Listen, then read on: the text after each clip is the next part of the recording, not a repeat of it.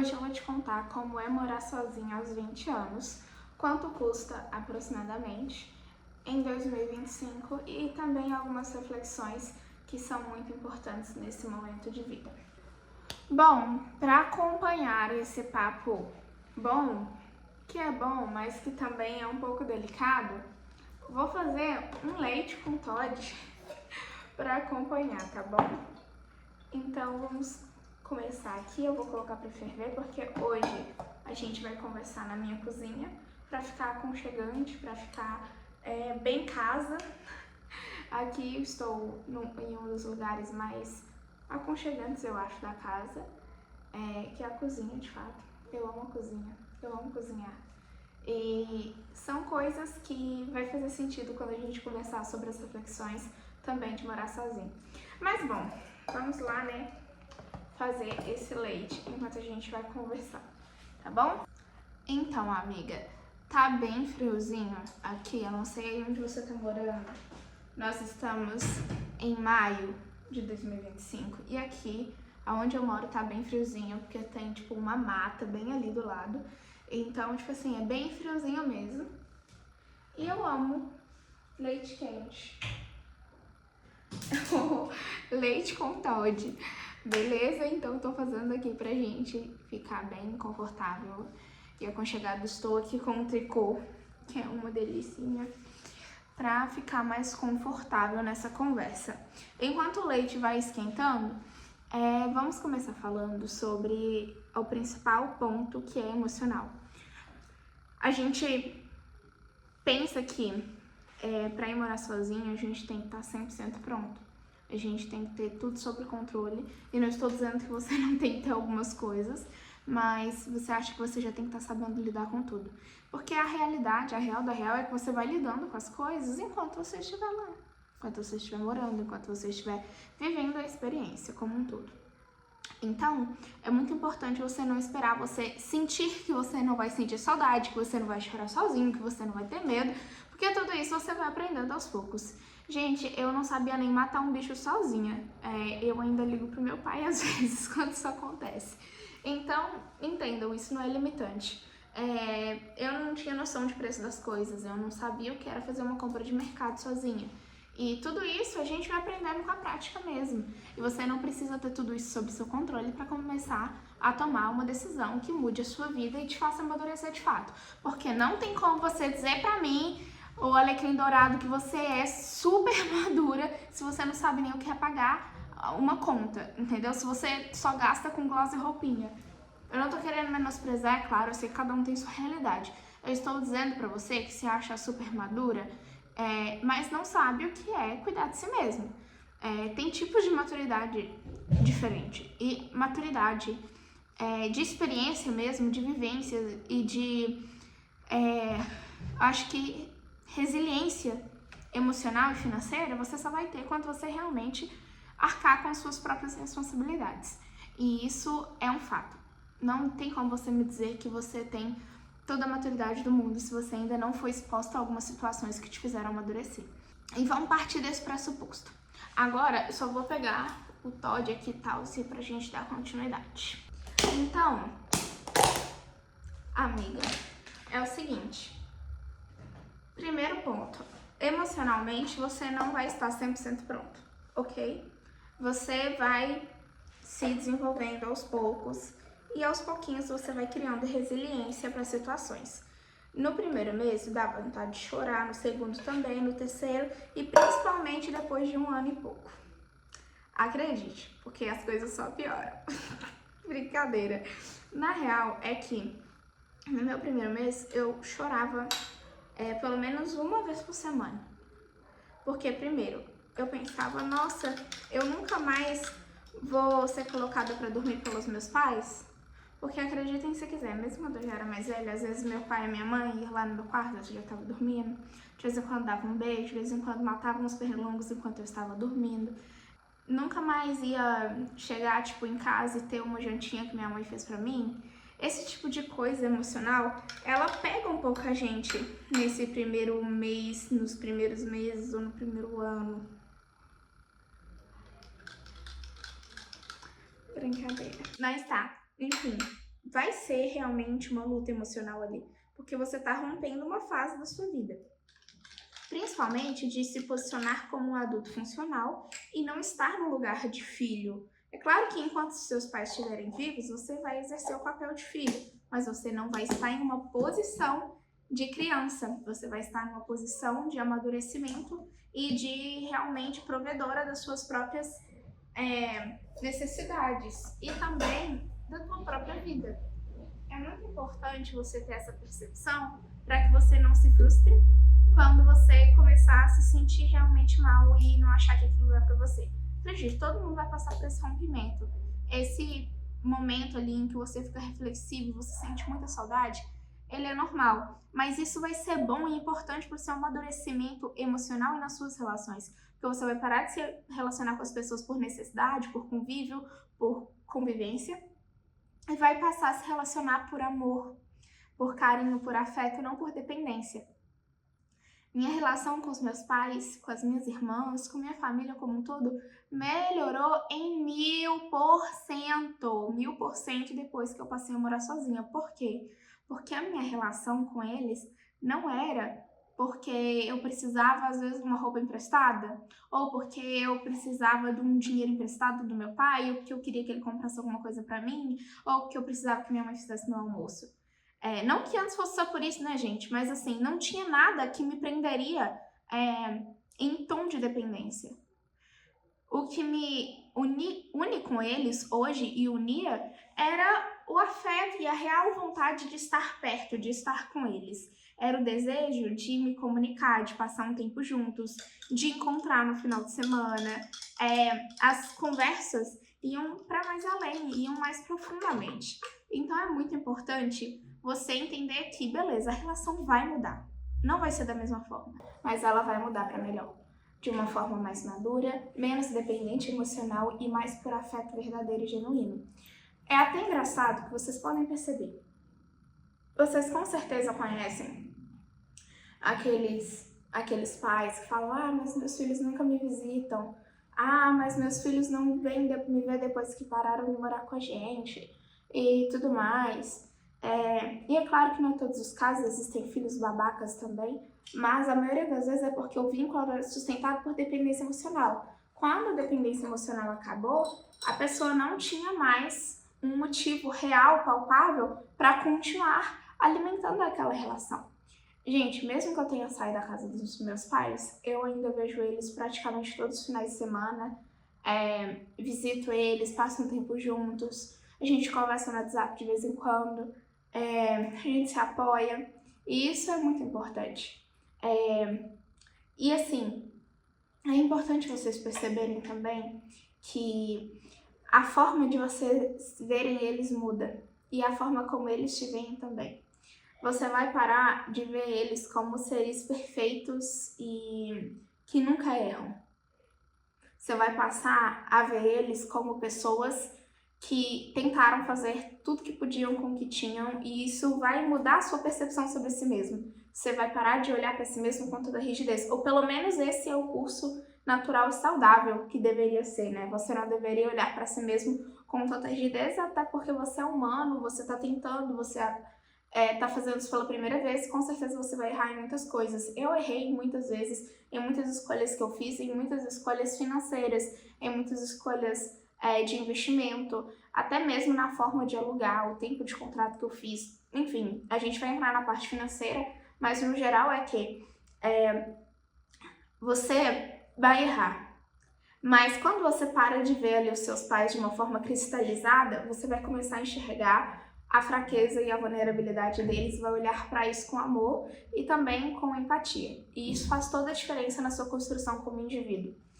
Agora, um outro ponto é que, beleza, você pode se achar a pessoa mais foda do mundo, você pode ter uma autoestima maravilhosa, assim como eu tenho, mas você vai perceber que você é tão falho e tão fraco quanto qualquer outra pessoa. Gente, tá aparecendo minha perninha aqui no negócio, hein? Gente, ainda bem que eu tô com uma roupa comportada. Mas tá.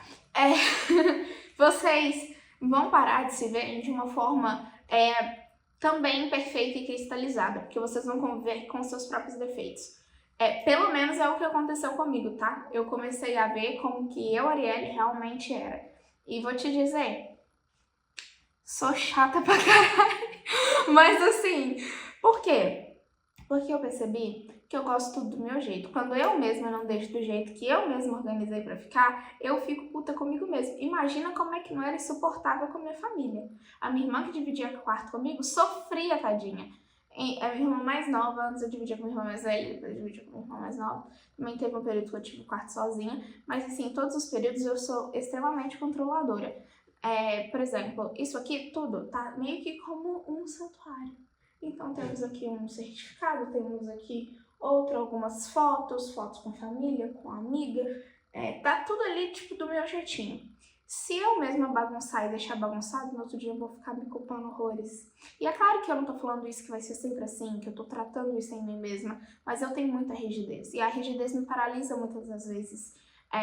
Eu sou muito rígida, então, por exemplo, eu deixei a louça suja, no outro dia eu olho e falo assim, ah lá, olha que preguiçosa que você foi.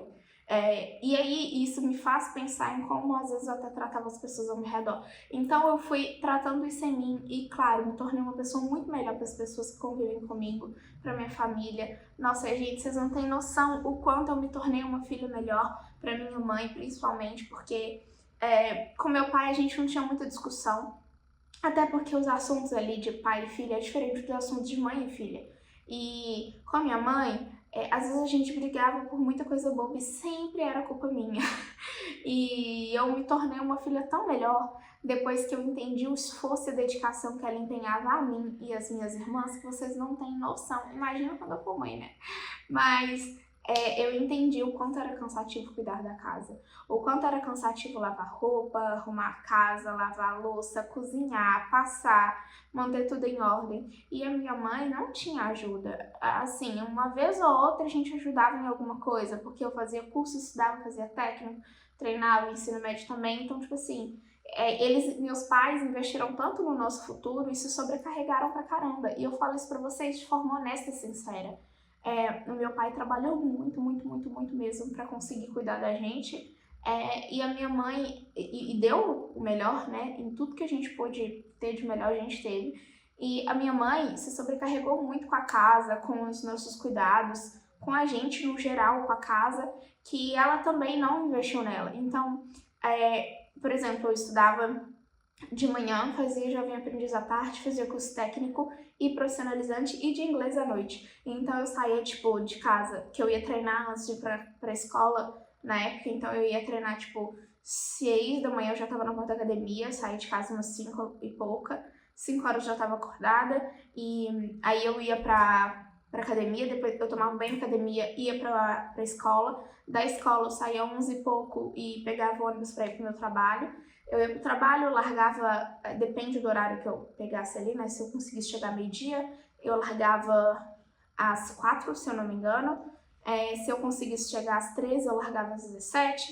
Enfim, e dependia do ônibus. Depois do trabalho, eu ia pro centro para fazer meus cursos e por ali eu ficava, chegava em casa muito tarde, normalmente eu tava estressada, e aí eu ia procurar alguma coisa pra comer, às vezes eu tinha esquecido de guardar pra mim, ou coisa do tipo, e sempre era uma briga. Mas eu também não percebia que minha mãe tinha ficado lá o dia todo cuidando de tudo, meu pai também tinha trabalhado o dia inteiro, enfim, coisas da idade de uma adolescente que eu era. Enfim, eu passei a compreender tudo isso, mas enquanto eu estava cuidando de mim e do meu futuro, minha mãe estava cuidando da casa, da roupa que eu chegava e achava limpa para usar no outro dia, da comida, da marmita que ela tinha deixado preparada para eu levar para o trabalho. Então, assim, são coisas que você realmente vai perceber com maturidade, com o tempo, e você vai aprender a valorizar muito mais isso e, consequentemente, você se torna uma filha muito melhor. Nossa, assim, eu não era a filha mimada, atrevida, que gritava, coisa do tipo. Eu nunca fui essa filha. Assim, eu não levantava a voz com a minha mãe, mas eu fazia muito tratamento de silêncio. Então, por exemplo, é até difícil pra mim falar sobre isso, tá, gente? Porque é uma coisa que eu ainda me vigio muito pra não fazer com os meus amigos. Porque, às vezes, a minha mãe esquecia, por exemplo, de guardar comida pra mim. Ou realmente não deu pra ela fazer, ou coisa do tipo. E eu tinha uma expectativa com aquilo. Então eu ficava assim, calada, não xingava, não gritava, até porque eu também não sou maluca. Mas ela me perguntava alguma coisa, eu falava, tá bom. Tipo assim, eu não rendia assunto. E ela ficava tentando chegar perto, porque ela também não sabia pedir desculpa. Ela tentava depois. E ficava naquilo. E ela ficava realmente muito magoada com o meu silêncio. E é claro, depois a gente percebia, pedia desculpa e tudo mais. Mas era um comportamento muito tóxico que eu tinha. E claro, eu aprendi com eles, né? Eu já me justificando. Mas enfim, tudo isso eram coisas que eu não percebia quando eu estava dentro da situação.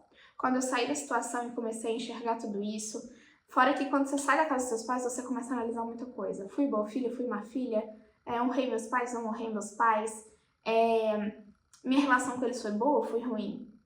O que é que eu posso levar para minha vida? O que é que eu quero repetir como mãe? O que é que eu não quero repetir? O que é que eu quero no meu marido que tinha no meu pai? O que é que eu não quero? O que é que eu acho legal? O que é que eu não acho legal da dinâmica da casa? O que é que são tradições que eu vou manter? Tradições que eu quero romper?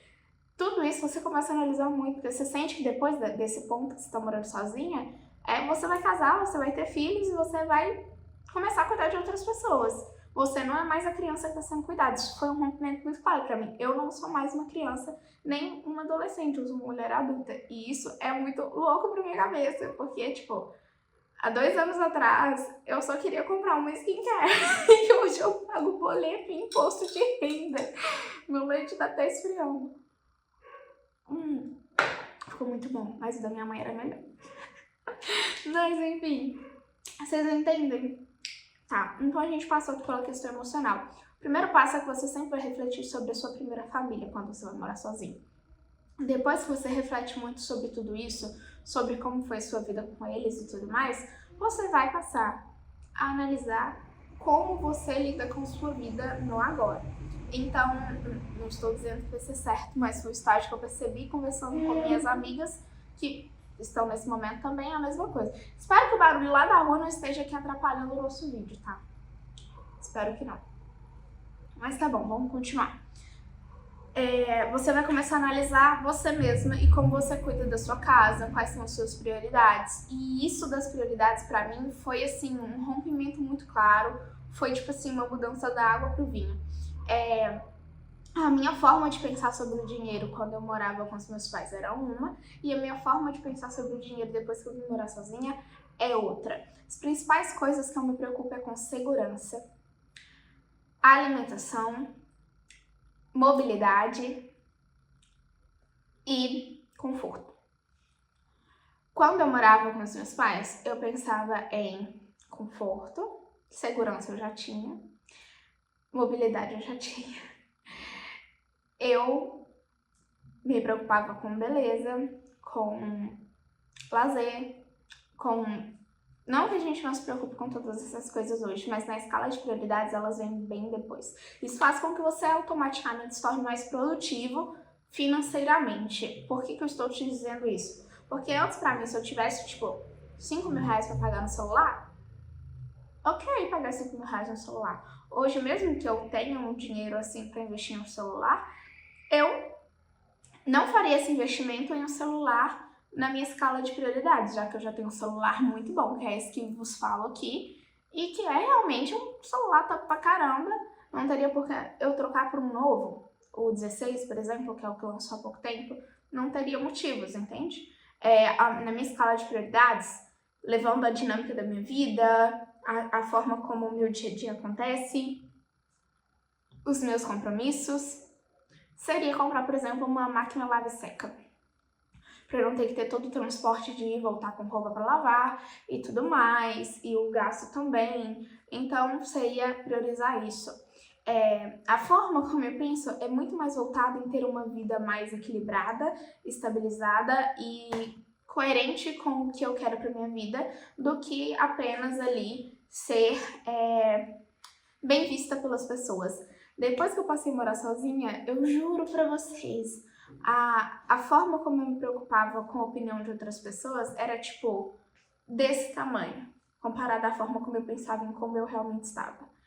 Hoje é assim, eu me preocupo muito mais em como eu realmente me sinto, em como eu estou, se eu estou bem com a minha situação, se eu estou feliz, se eu não estou, do que com a opinião dos outros. Eu diria que ela é quase insignificante, exceto as pessoas que eu amo me importam. Só um golinho aqui. Bom,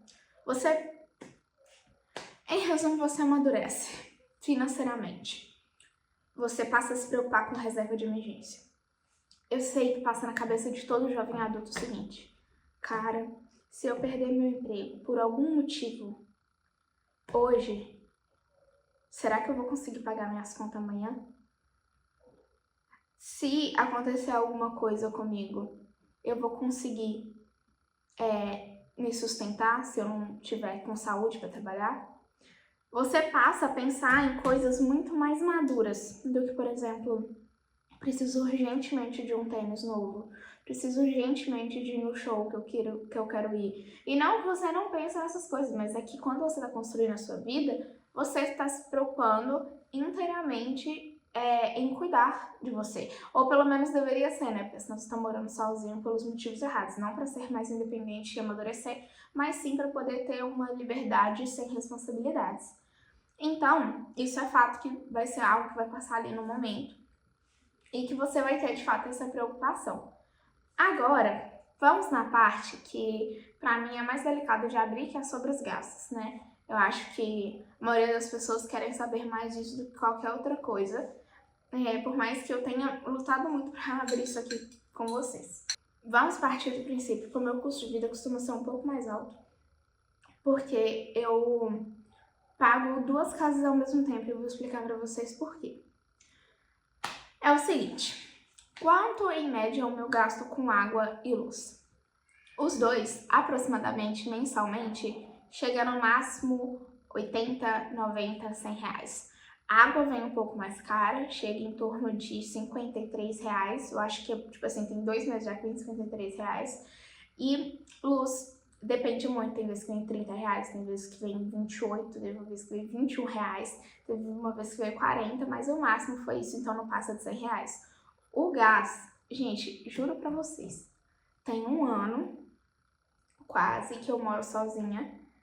Não, mais de um ano já, porque poxa, desde que eu moro sozinha, eu tenho um botijão de gás e ele nunca acabou.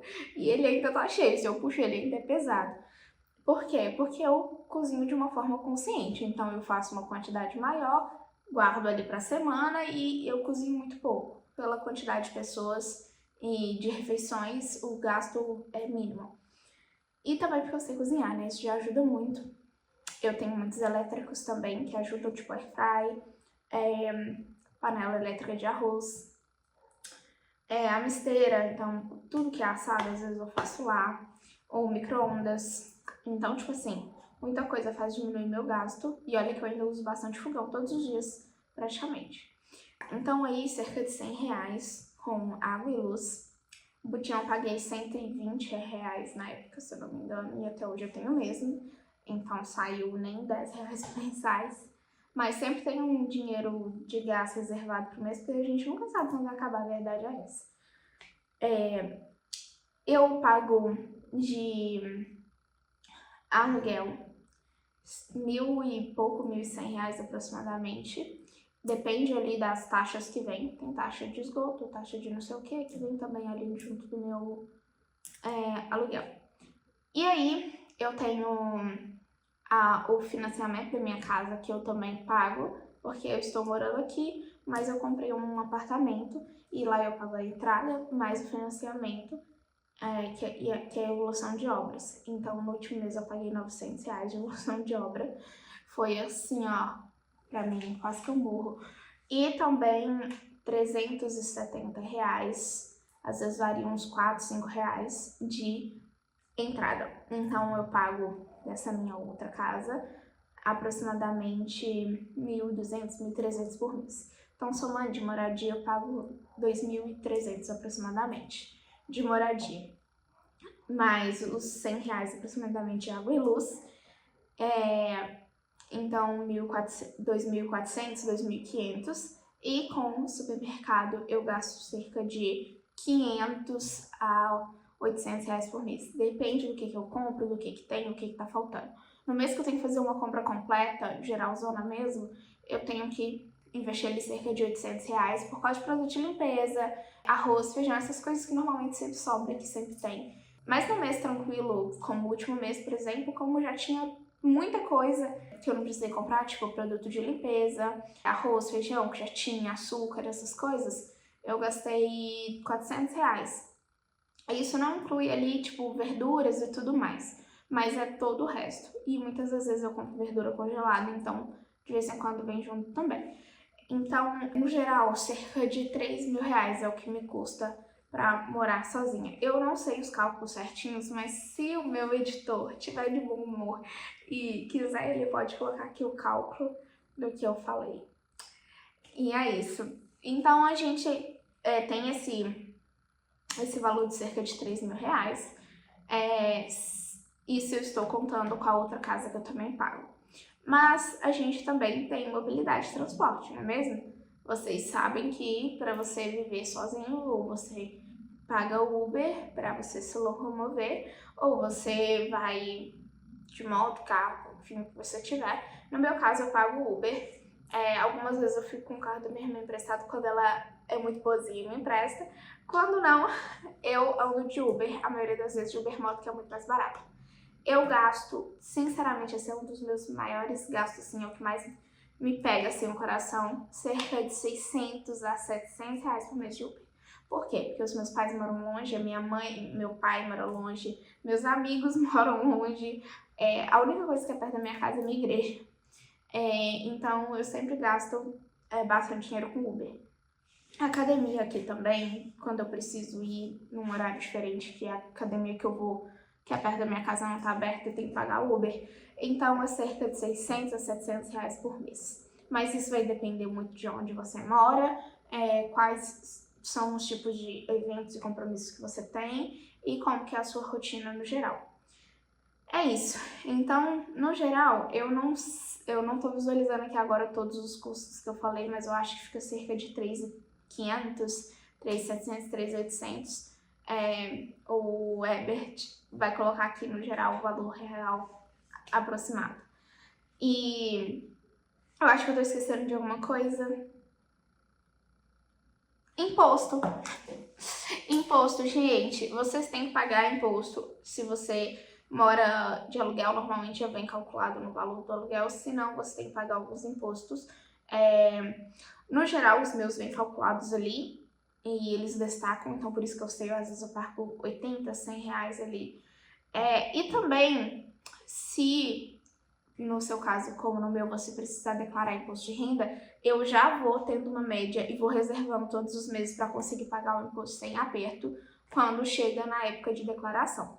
Então, no último ano eu paguei cerca de R$1.500 de imposto e eu dividi de umas 4 vezes, se eu não me engano, ou 3 vezes, e as parcelas ficaram ali um pouco menor.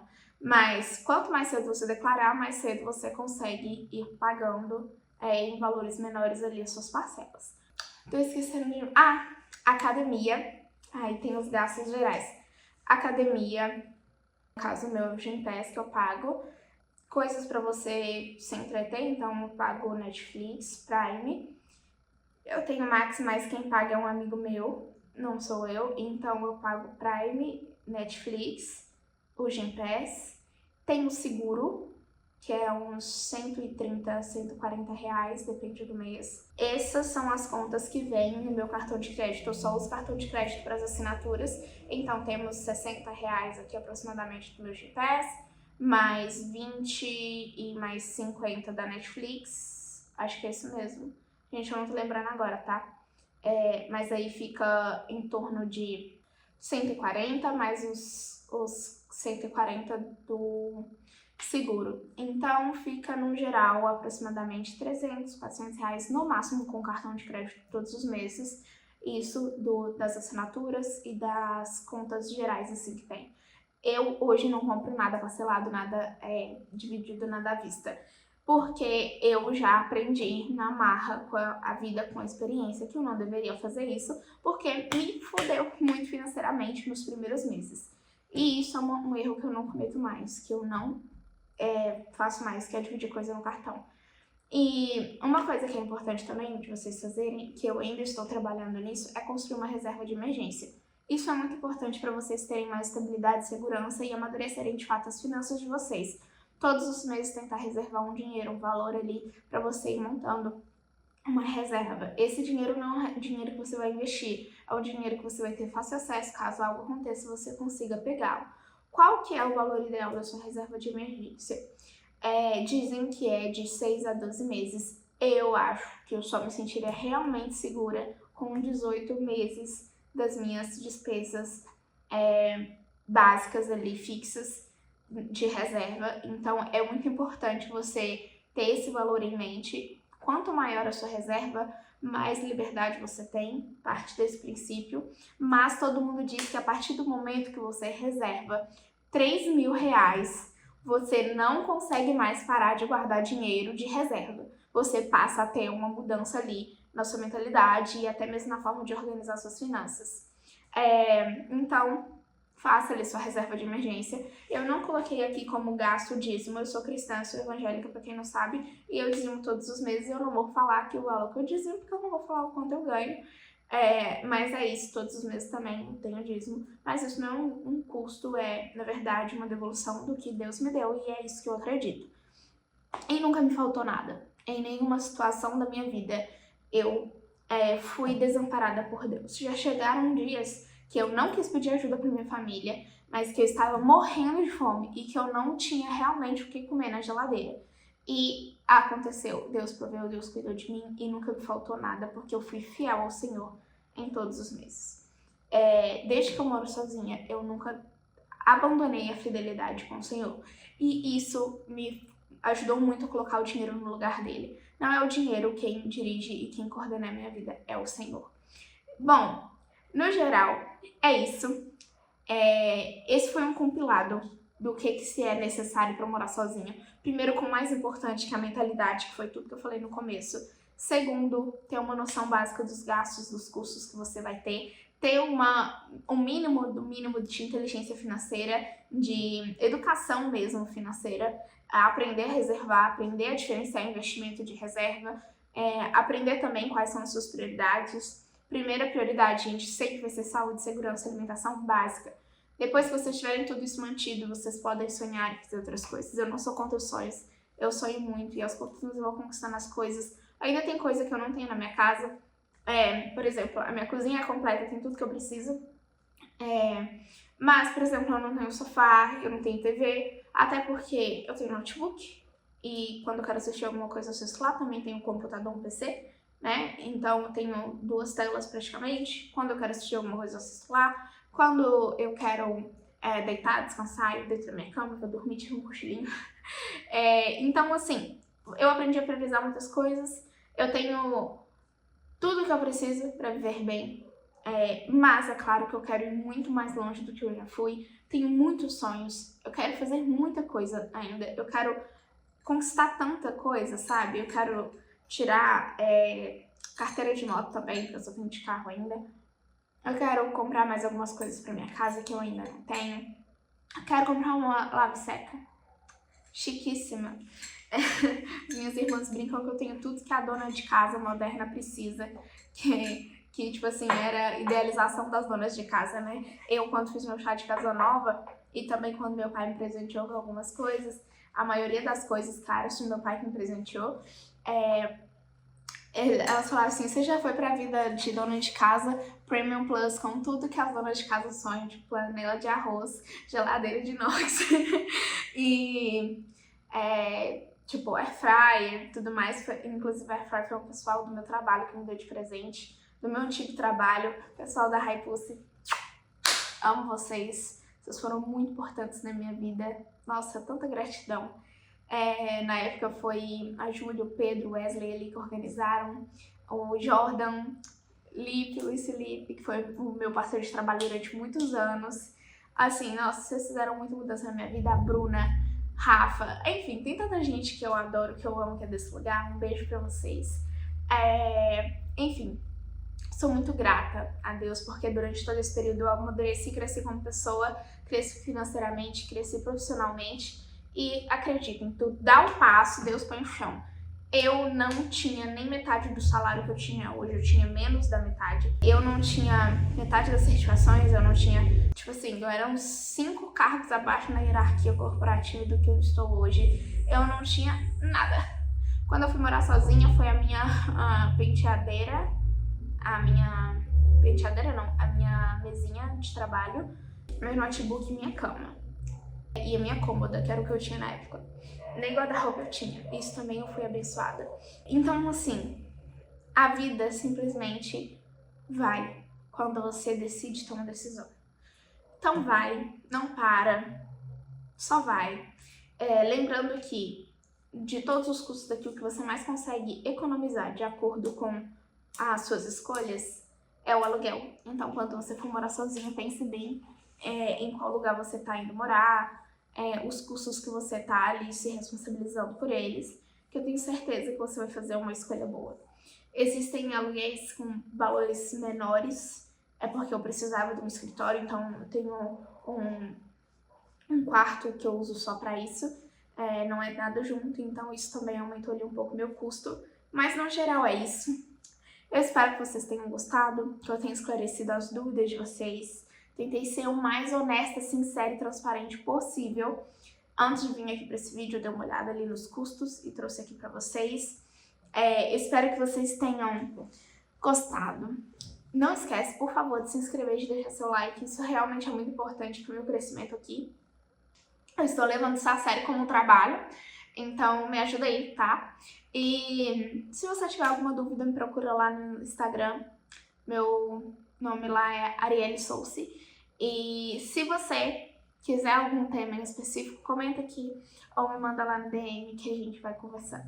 Um beijo, foi um prazer passar esse tempinho com vocês e até o próximo. Tchau, tchau.